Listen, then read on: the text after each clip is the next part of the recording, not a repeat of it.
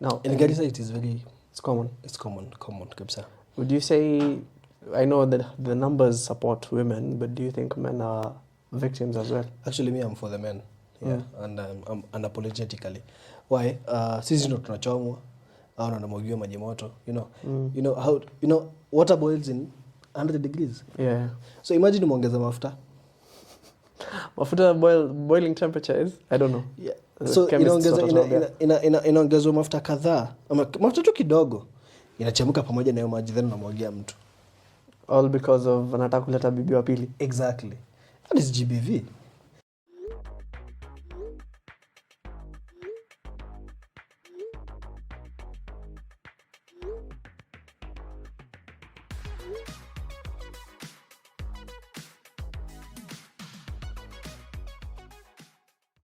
Hi guys, welcome to Laughing Lab Coats. Different take today, different personalities today.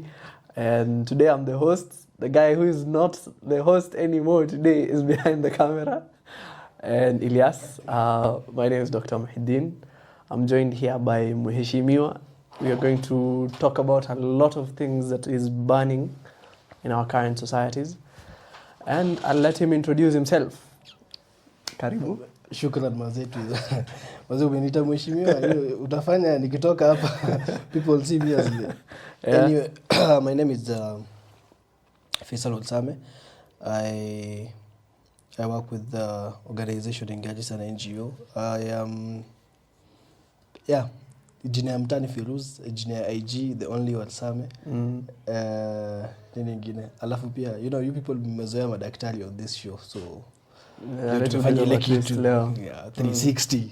Okay. Yeah. Hata mimi ni daktari. Daktari wa wivu. Natibu wivu. I treat. Okay. And so we kind of had this idea from back in the days 2020 when you're just doing regular lives. I always told people we will be back. It took us this long, but we have something concrete now. We're here now. And so today's topic is gender-based violence. We have seen that it's quite a common problem where the statistics kind of tell you how much of a burning sensation it is in terms of how much the community goes through trying to sort its issues and its repercussions. So what would you say how is gender-based violence like in Kenya? Gender-based violence is very broad. We cannot break it down to in this episode, but I think we'll continue. But just to come to the statistics in Kenya, I think 40% of the women, that is, experience gender-based violence in terms of be it physical and psychological. And when I say 40%, I mean 40%. I'm just taking percentage. Does the number cut across in men and women as a general? Yes, even men. For men has not been. The statistic for men, it is not yet there, but for the women is there. But in Garissa now, we're doing something amazing. We're trying to get the data for GBV.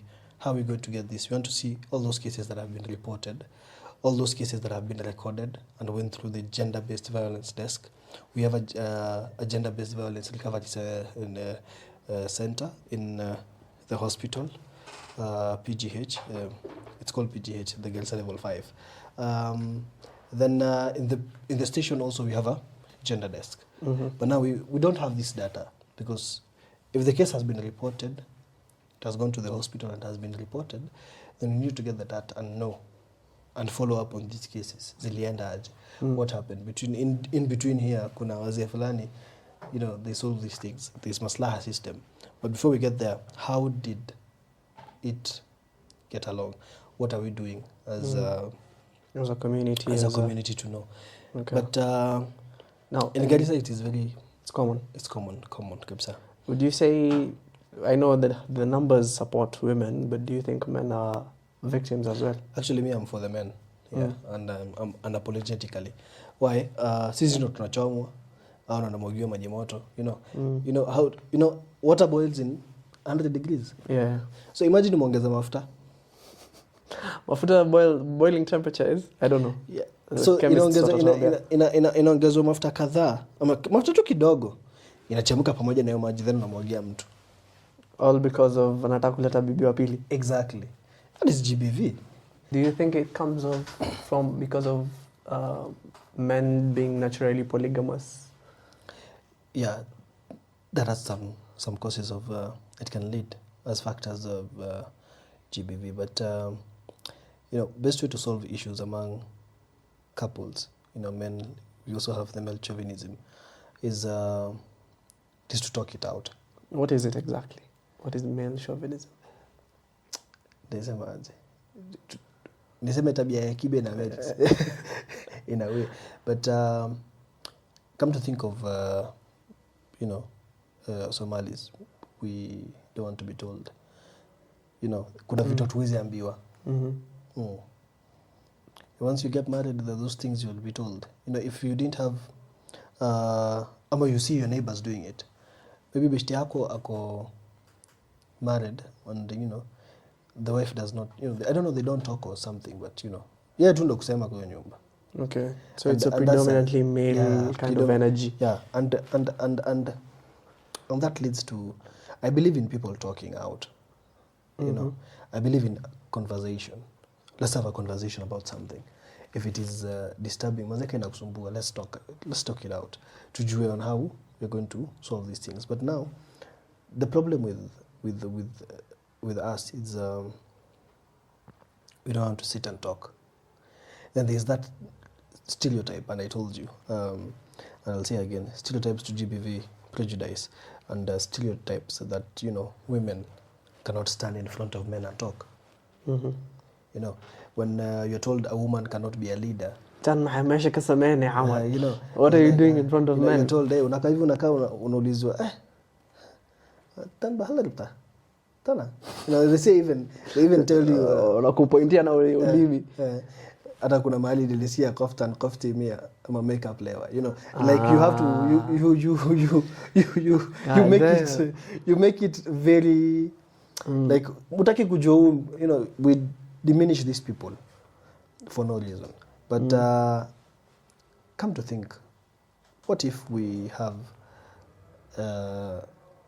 whereby we cannot be equal, and I argue this every time, and I want to say this in front of this camera, that there's no equality, there's no going to be equalities juu ya msichana na men to men are not equal, so the Quran says men to women can't be equal. Al-rijalu qawwamuna 'ala an-nisa, ama nini, you always, I'm not saying this because pia mimi niko na Malechauvinism, hapana, but if we follow the religion right, people want to behave like the Prophet sallallahu alaihi wasallam, how he was with his wife, but how many of us will participate in housely duties? Uwezi. That's true.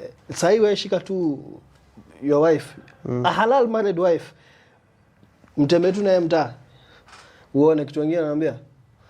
Kwanza wale majirani wanakuwa pale kwa mlango, tan ninka wala sihara kebedan basa shukangi tu kwa hii mkono wanashikanga.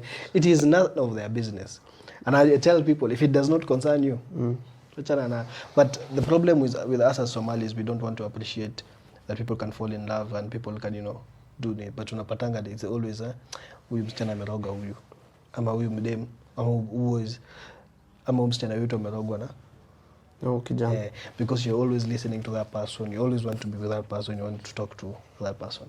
And okay, let me interrupt you kidogo.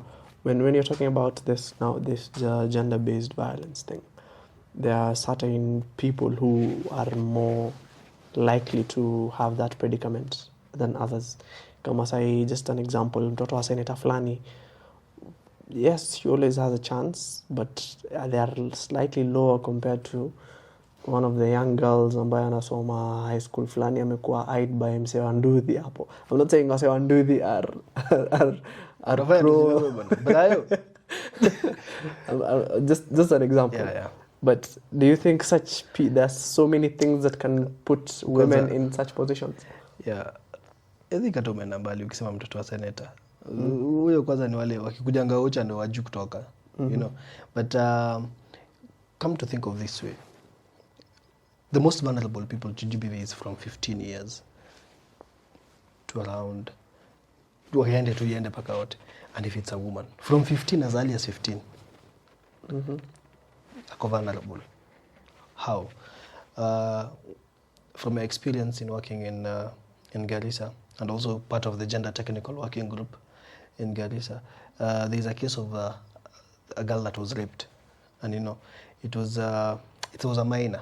In Kenyan law, if kama hujafikisha 18, you're a minor. Yeah. So huyu hakufikisha 18. She has been defiled. Case goes on, we follow up the case very well. We take it to court, kwanza tupeleka hospitali, got back the feedback, doctor's report. Tumereport kila kitu, tumefika kotini. All of a sudden was just come and sit down and talk about that case. Masl System comes. Then Masl System is the alternative justice resolution mechanisms. Why? Because we Somalis have those cultural beliefs that any case inasuluhiwa na wazee. Do you know even murder under Article 204 is supposed to be you're supposed to go through legal and sentenced to prison. But sisi huko Garissa, it's very joke. Unaweza uwa mtu in a jokes at ilimi eska iyana kana midikangelie. Wanaifanya in a very lame context. Eska iyana kana kala midikangelie. And did not take it as in lightly. Wanafanya tu ni kitu jokes, but the impact it has, you've killed someone. This is murder. The case immediately changes to murder.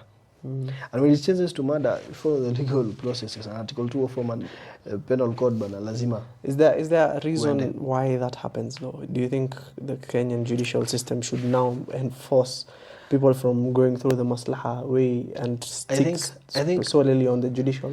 Yeah, I think the DPP that was there, and Nordin, had put legal measures whereby any cases that are related to murder and rape cases should not have any sort of alternative resolution mechanism. Isikuwe na maslaha. People should not deal with these cases na maslaha. Iwache tu iende. Let it take the full course mtu aende. Yeah, in Garissa there was a teacher that sodomized a guy. Yes, I heard that story. Yeah, and the guy is sentenced to 30 years in jail. But now, he was a high school. Is it high school? Yeah, or high school. Head teacher. He was a head teacher. I think it's the owner of the school. Now the guy has been sentenced to. The legal process has followed its suit, but now I'm under 30 years in jail. Sindio? The impact that mtoto alikuwa nayo, the trauma that the 30 years is not enough. You get 30 years enough. I was watching. Me, I'm a fan of Abel Mutua's Mkurugenzi show. And I was watching the one who was talking about the two criminal brothers.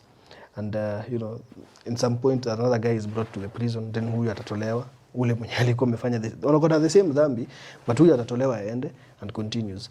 But if you come to our legal and judicial system si mbaya.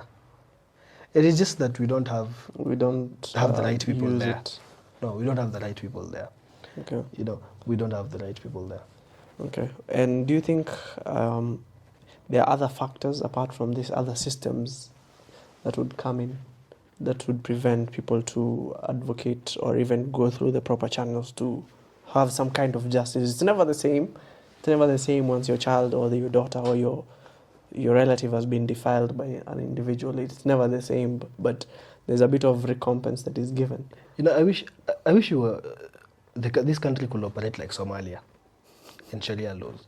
Hizi vitu kama hizo zikifanyika Somalia, that guy anakatwa hapo. Hiyo kitu inashikwa line. Done deal. Ukiiba manze kidole. Like what happens in Saudi. If we had those types of laws. Unajua leo tungekuwa tunaiba, unapata mwizi alipigwa msumari juu ya miti huko. Unafikiri kuna mwizi mwingine angeiba? Ungekata mkono, it would have been a sign. A sign. But now we're in a secular country. Hapa ujaribu kusema hivyo kitu, utasikia huko human rights imeluka. And I'm sorry to say this, watu wangu wa human rights tumefanya kazi pamoja, siko ubaya, but once you try to you see you've violated a human right. But if we had those strict restrictions, if I was the president now, and the first thing I would scrap off is cases that are criminal. Me if I was the president now ningerudisha ile LGBTQ bill kwao. Wachana na hiyo, hakuna mali itaenda. Hiyo iko forever. Mali itaenda. It will not be there. But the only thing I will maybe create strict. If we, I come to tell, and I tell people, we are guided by the religion. We are Muslims. If you follow what the teachings of the Prophet, hakuna haja kujenga jela, my friend. No way. Hizi jela ziko huku kwetu in Nairobi, Garissa, everywhere. You'll find one Muslim, utafanya watu utakadhaa, na huko kwa kwetu utawapata. We come to ask ourselves, where did the rain start beating us? Narrow it down. Utapata, it's just not because we don't want to follow our teachings. It's just because we are ignorant for no reason. You're told, kitu fulani ni mbaya. It says in the Quran, fear Allah, do this. Hawajui. The Quran says, inna akramakum indallahi atqakum. He who fears Allah is the best among you all. Wapi? Tunakaa hivi tu the whole time, and we think about on how we're going to make money. And as young people, we even engage in crime because of money. Situation. Yes, they are there. We've seen people coming from would you say humble backgrounds, but sometimes must we go that way? Not really. Would you say like now that kuna hii behavior ya sponsors and mubabas, do you think someone can be caught in the context and be labeled as a person who would commit a rape? Do you think it exists? Yeah. Rape measures are good. Let me come society to now. Society. Globalize it. Actually, if the mubaba has paid the fare na umekataa kushow up, so mubaba, who has been violated? Una violate mubaba, lakini but ile siku atakupata atakufanyia nini? That's true. So it's basically we're saying there's repercussions to everything, and I say mbaba ya mtu manze ametoa do. Some even go extent of buying cars, man. Nimeona warembo kunaendesha gari mbaya na ni za mababas, but do your thing. But ile siku utashindwa ku deliver what the mbaba wants, what will happen to you? That's the question.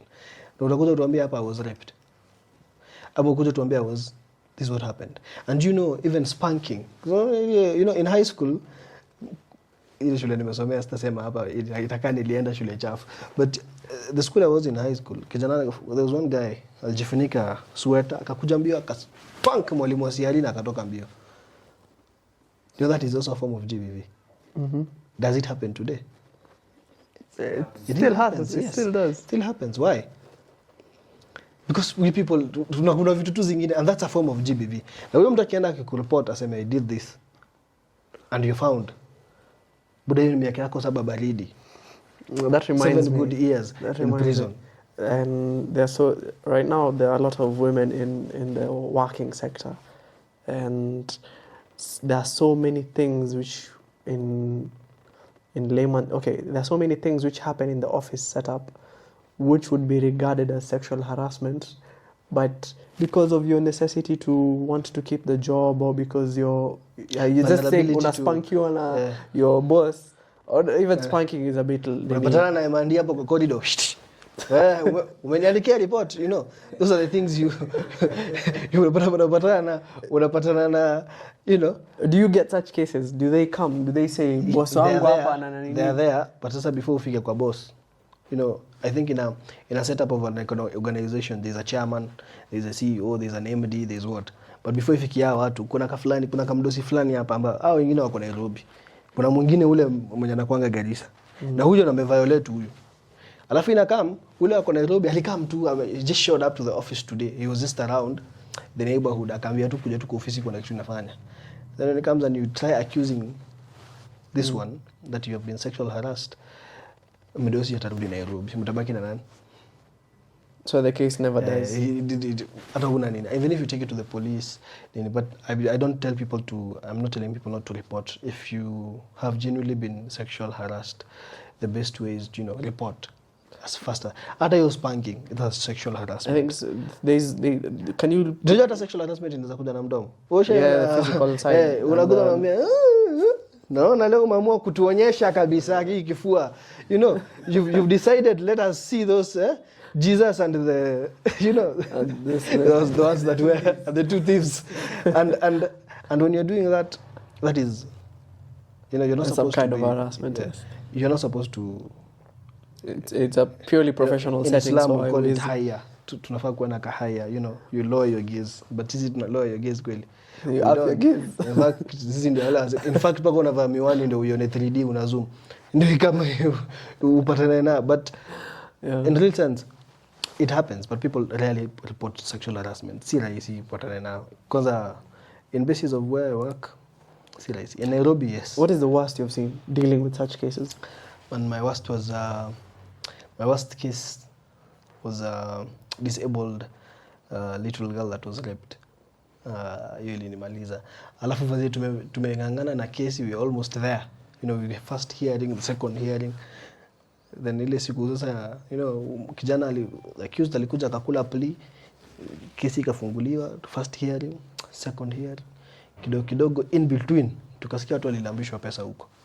And I was passionate about getting justice for this small lady. Then she ended up becoming pregnant. So when the family knew about this, they came and did ile marriage ya chini. Then unaambiwa basi wewe geuda wakabnaye. Unaambiwa alma kufsabe. Ala kufsabe. Kabahani ukiaskania wewe tushamaliza. I'm like, oh my God. When nimengangana yani naamka kila siku 6:30 bro. I'm going to prepare something. Nakaa tu going to the family, making calls and stuff, following up those cases with passion. And I thank my friend, he's called Abdi Shukri from Muhuri Manze. That was one guy that, helped us do that case properly. But we lost it. But I thank God because it's an eye-opener for also us that these are things that deal here. In Garissa, where you think there's minimal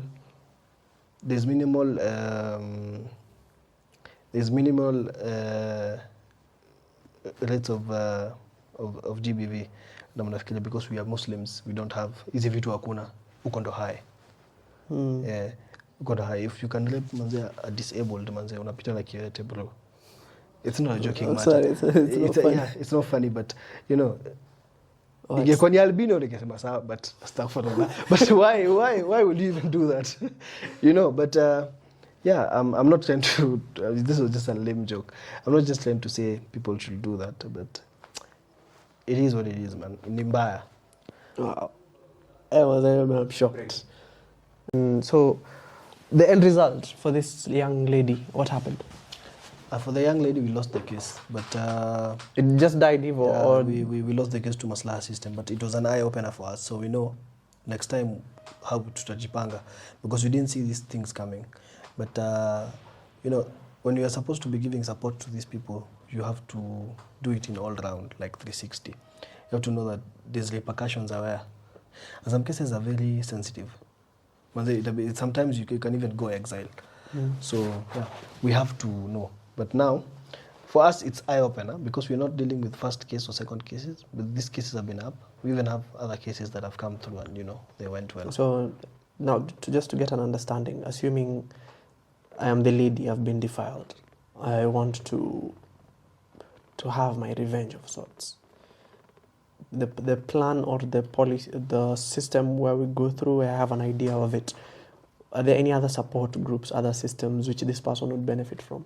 Yes, organizations like GVRC, Gender-Based Recovery Center, Gender-Based Violence Recovery Centers, offers what we call psychosocial support for victims. In Garissa, we also have, that one is in Nairobi and also works partly with us in Garissa. So the other one is RCK, Refugee Consortium of Kenya. GVRC offices zao ziko hapa? Ziko hapa State House Road hii tu. Hapa Kilimani tu hapa. Inaitwa Kilimani, iko hapo. Then we have RCK, Refugee Consortium of Kenya, wanafanya counseling. Then in Garissa also, I told you of the setup. We have what we call the Gender Technical Working Group, that all organizations are members there, and I'm also a member. So a case will be thrown there. Then it is upon us now to find out how to address the issue and even take it further. So it's all effort combined with partners and stakeholders involved in working areas that are working in GBV. And And I want to thank people who are supporting these things, the donors and the major stakeholders who they are really take part in coming it. through to help us and create awareness. And also I think as we're also giving support, we should also do what we call capacity building to the community about these issues. Let us know. Like in terms of awareness and we plans create for more them to awareness. report. Yeah. Is there like a toll line where someone who has undergone that incident right now, they will call and get some assistance? Yeah. They're there. Yeah, they're there. And those are things that we see na tunaziona. But in I think psychological also, mental health, then it comes with also, as you're doing counseling, the trauma that the person has, PTSD, ingine ilikuwa inaitwaje? The ones that PTSD is post-traumatic stress disorder. Yes. Yeah. It can lead. When the trauma these people come through, it's something that it's a lifetime. For a rape man, you'll never forget. For a rape case victim, and I'm very sorry, but you'll never forget. For the men that get burned, you'll have that scar for the rest of your life. You'll have, hata kama itapona, utakumbukanga tu once upon a time, I was burned. But it never has to go. Do you think what grade of impact do you think this women who now have been defiled or have become victims, do you think this society shuns them because of this impact, or they are embraced in a way? Kitambo there was a stigma on the same. Then we Somalis have very bad manners. Because of the ones I don't know in Nairobi, but where I come from, you will, and they will speak. Wale tu neighbors wenu, they'll speak on how ukipita tu namwatantia, and that's very bad. And if you want to tell somebody, you can just come and ask them, manze, we heard what happened. It is very bad, then, and unapata ilahi makutu so sijui nini, but the same people are the ones saying, and they're behind, they're like, ilahi akwa afia, hypocrisy. Of the highest order. But those are things when you go for the sessions, the counseling, that's where you come to understand that the victim has gone through counseling. Now the person will be able now to face the world visually. And the best counselor after this listening to the counseling, it's the victim themselves. No, it's God. Then there's a conversation you have with Allah. But I cannot tell victims that manze ukikufsa ongea na Mungu hapa. I'm not trying to say that. What I'm trying to do is, ikifika a point whereby you want to converse, everything is written there. Speak, then find somebody else to talk to. Not necessarily kila mtu, but venting basically. And so in terms of awareness, I think it's a topic that is very sensitive. It's very hard to make jokes on it. Yeah. But in terms of awareness, I think we are lacking. It's there. We already know we are lacking. But what can we do better? This in itself, us talking about it is one way, and I think it has been so much talked about on podcasts, but every talk needs an implementation. Do you think the implementations are there in terms of plans and structures? Yeah, there's some good organizations that are doing awareness programs related to GBV, but I want to tell people that these are donor funds projects. If you have been given funds to do awareness programs, what is the best way to pass awareness to the people, to the youths. You can start abachini. In this day we have TikTok, we have Instagram, use those social media platforms to advocate for these things. You can create awareness. You don't have even supposed to have funds to create awareness. You can just do. Then I'm calling upon also men.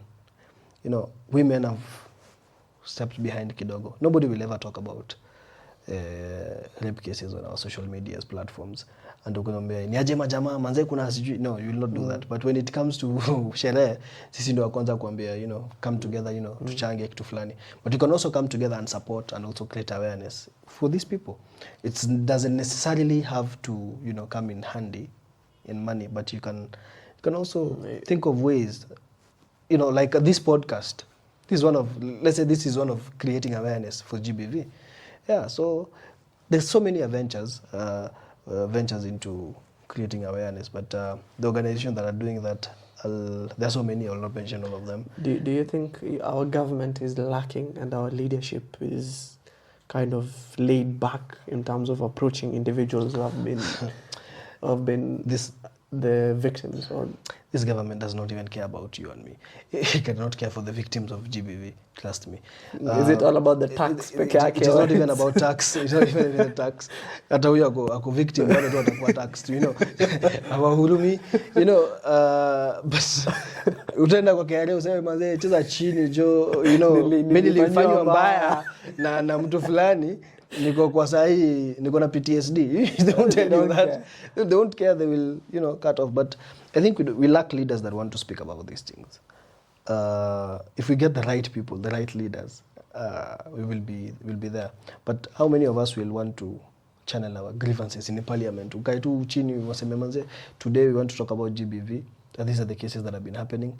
How many cases are lying in courts? You know, backlogs for GBV. They're stacked up because, you know, mara unaambiwa there's lack of evidence, man, there's something, you know, and there's nothing to be done. But I really thank the new Chief Justice that came in, Koome anafanya kazi fiti, because she said any case to do with GBV isikae kukutini more than 10 days. Isikae, imalizwe haraka iende.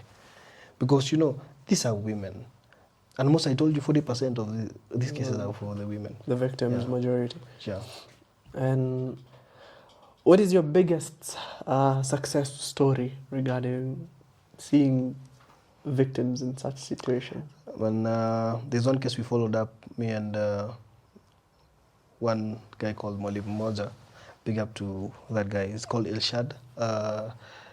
We followed up a case of a minor, I think it was a 17-year-old that was just moving from one town to another. Then mtu wa Probox manze akaamua amfanye mbaya, but thank God watu wapatanangi ni milima.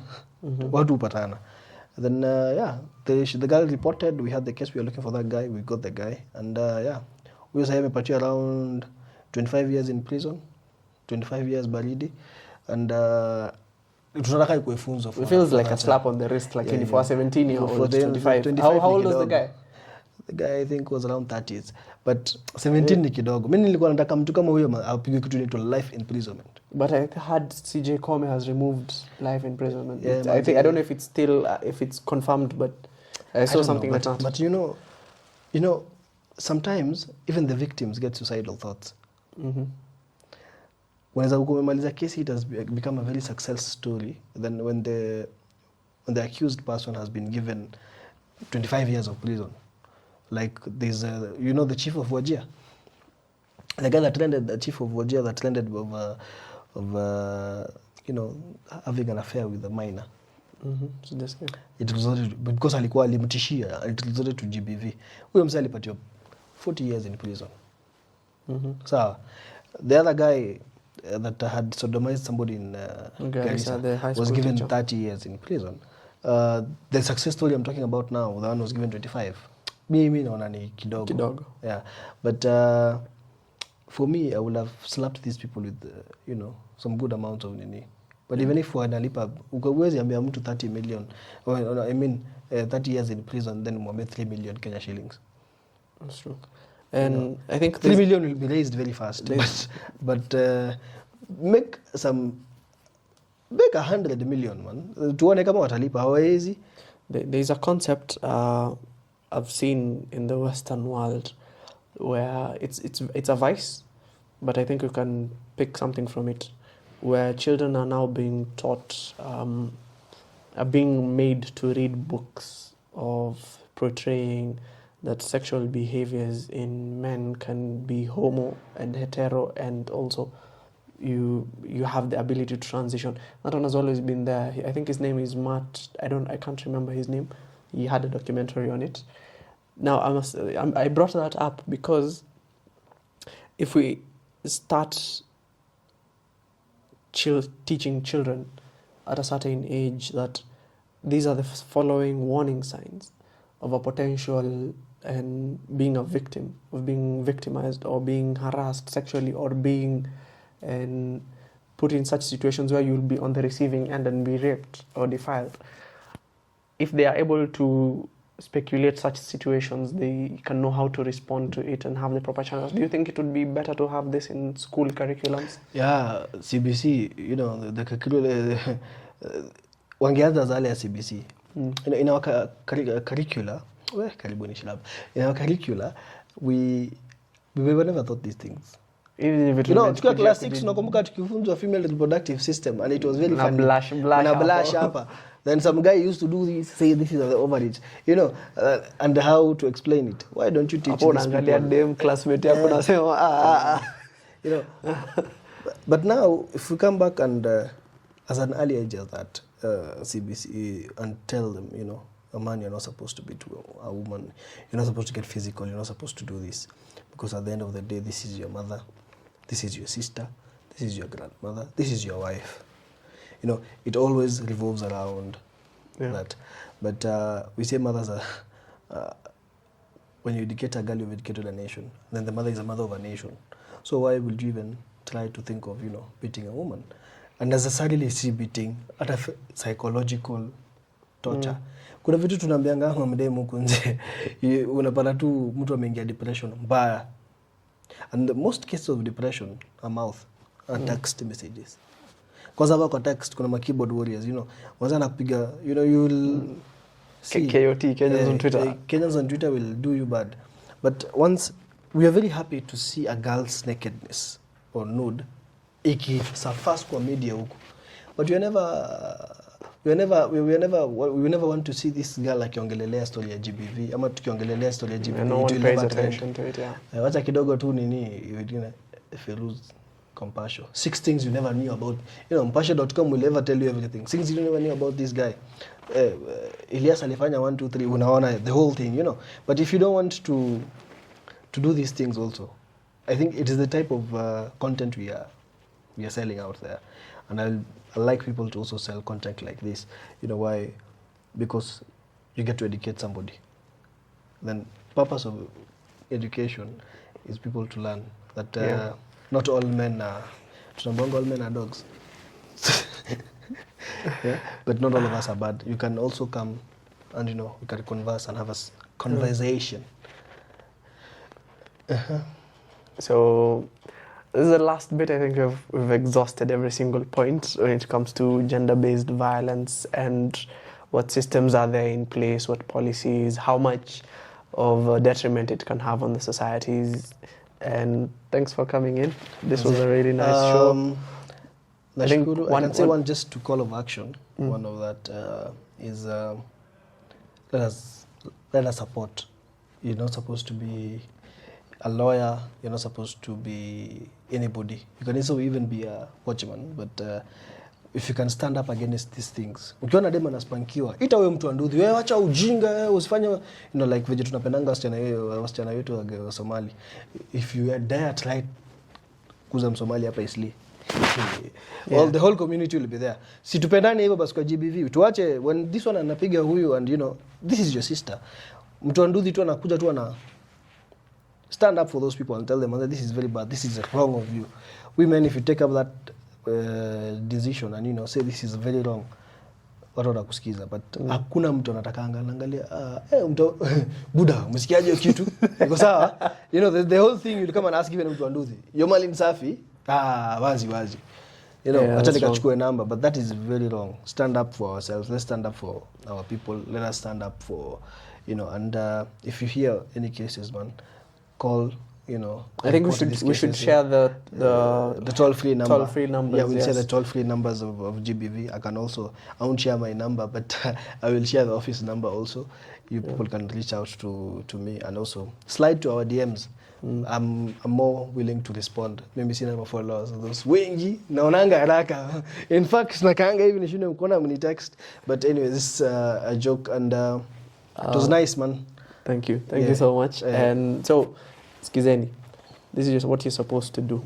You see that little red button with a mini diamond shaped thing that you're supposed to subscribe on it and then hit the like. We're waiting for your comments on this topic. We want your ideas, we want your questions on what we can do as a society, not just as Somali and Muslim communities, but generally as a Kenyan society, what we can do to prevent more victimization of women and the repercussions that come from it in terms of the psychological manifestations of these things.